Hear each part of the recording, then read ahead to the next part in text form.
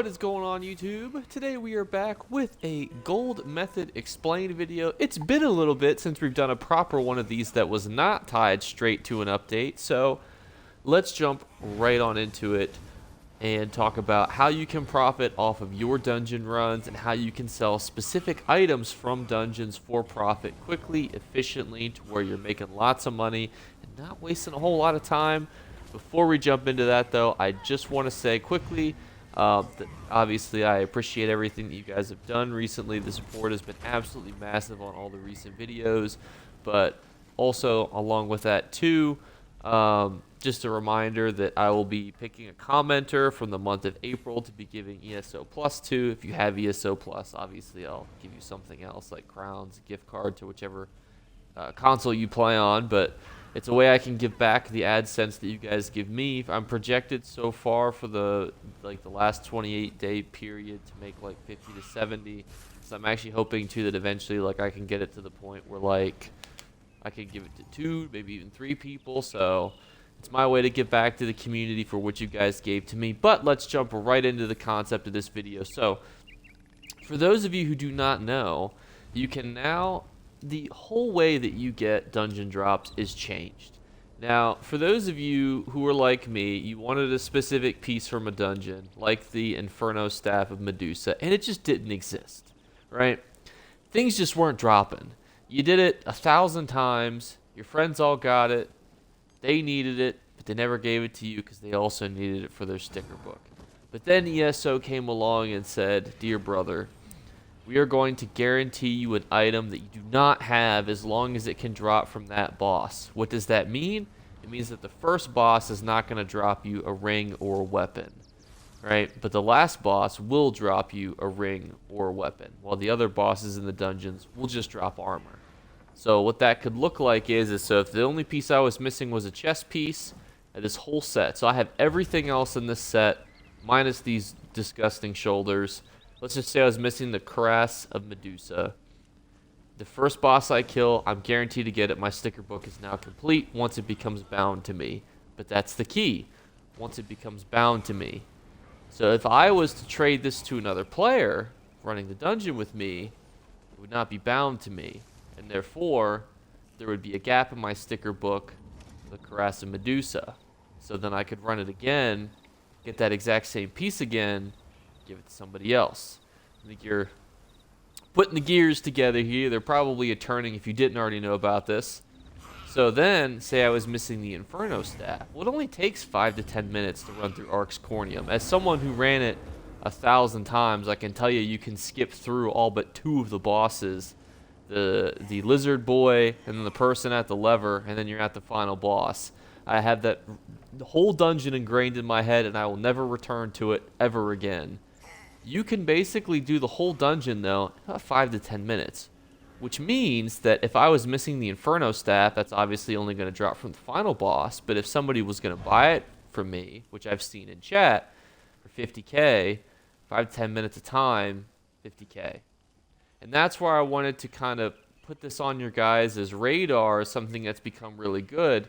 Because this, as a whole, has become extremely lucrative for a certain subset of players who some I know have made whole accounts. So obviously you may need an Inferno Medusa staff, and this is obviously character-wide.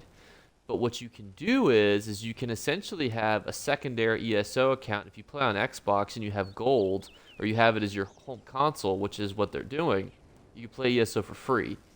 And you don't need ESO Plus to run Ark's Cornium and some of these other ones. Even some of the DLC dungeons are now free, including like the White Gold Tower is now a free dungeon. So now if you wanted to sell like the Spell Power Cure Resto Staff, boom, you can now run that without having to even gift crowns to yourself. And I know people who even see the value in gifting the crowns to themselves, because obviously too, as you saw in a previous video, you can trade golds for crowns. And if you're going to be making 50k gold to 100k gold in 5 to 10 minutes, it could be a pretty lucrative deal to do that. So that's how conceptually this could work for you. You can use multiple accounts. You can use your main account. If you don't plan to ever be a healer, you could sell heal sets. Obviously, sets like Hollow Fang could be very interesting. There's a whole bunch of interesting sets that this could be used for. And that's what I also wanted to use this video on. So I've been asking a whole bunch of people about different sets that they could see selling, because I'm actually going to use my pinned comment in this video and just keep adding to the list of like things people being like, oh, you can sell Kinra's dagger, Hallowfang Resto staff, Medusa Inferno staff, Medusa Lightning staff, you know, a Spell Power Cure Resto staff. Like, I want to keep adding to this list. That way it can be like a comprehensive list for you. That way you can come in a year from now and be like, oh, there's these new dungeons out, what's selling? Because I don't want to have to redo videos, because that just feels like it's kind of cheesy. Like, it doesn't seem like it's fair to your time to make you watch the same video again, just to give you the same information, just to then be like, oh, and this set now too is good. Like, I want all the information in one place for you. So I want to put it in the comments below. What I have, I'll keep adding. And if you want to reply to that comment too, it would be extremely helpful if you guys come in and say, hey, you know, the Resto staff, the Masters and Resto staff from, what's that? Dragonstar Arena. Everyone's looking for it. You're right. It's a very popular Resto staff. And you can still do arenas, like you could do the Resto staff from Black Rose Prison too. Very popular. So like, those are conversations that I want to kind of foster in here. And then I will obviously edit my pinned comment to also include those too, because this is extremely lucrative. Now you can tell I don't do a lot of DLC dungeons, and you can see that I had started to farm Kinra's and then had stopped. But this is an amazing set. People are selling the daggers on ESO, Xbox and A for 100k. The whole dungeon's going to take you probably 10 minutes tops, because you're going to do it, one, on normal, because you don't care if it's purple, and then two, like, you're going to just go kill the final boss. You're not going to do the secret boss. You're not going to do the, you know, the hard modes or the blah, blah, blah, blah, blah. You're just going to run somebody through it super quickly. You paid 100k. 5-10 minutes. Maybe 15 if you're, you know, looking at the scenery. It is a beautiful dungeon. And that's where I think this could be really, really good for a lot of you guys. And that's why I'm, like, giving the ideas to you. Because, like, you know, PvE dungeons aren't for me. It's not something that I personally enjoy, as you can tell on my completion log here. But then you can also look at, like, the PvP Battlegrounds one and be like, okay, I think this is where he puts more of his time. And a little bit more into arenas than dungeons. And you can see that I spend more time, like, doing DLC zones. It's not for me, but it could be for you. And that's what I'm trying to do, is just educate you guys so you get the brain juices flowing.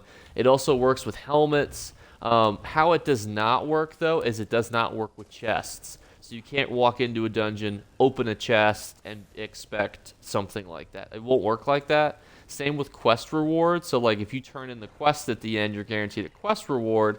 That, unfortunately, is not going to give it to you. So that's going to wrap up that discussion that I have for you guys. Just a couple quick reminders, too, because I always feel like I forget to, like, give you guys these, like, little tips, because these are weekly videos. Make sure to eat your cake today.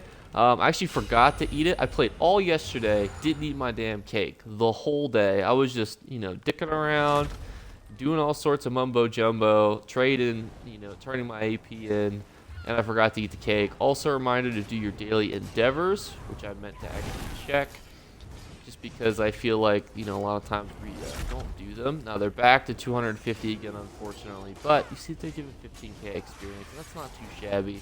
Especially doing 5 battleground matches, you know, you should do them all, not all of every character if you know, consider it. But that's gonna wrap up the video for today. I am super happy with the progress that we've made on the last couple videos. So I just want to quickly thank you guys again, because it has honestly made my whole week, whole month, honestly whole year, just to see this, like, continual growth. But I won't, you know, sit here and, you know, cry my eyes out to you guys and tell you how happy I am, because I will see you guys tomorrow, and I'll tell you then as well.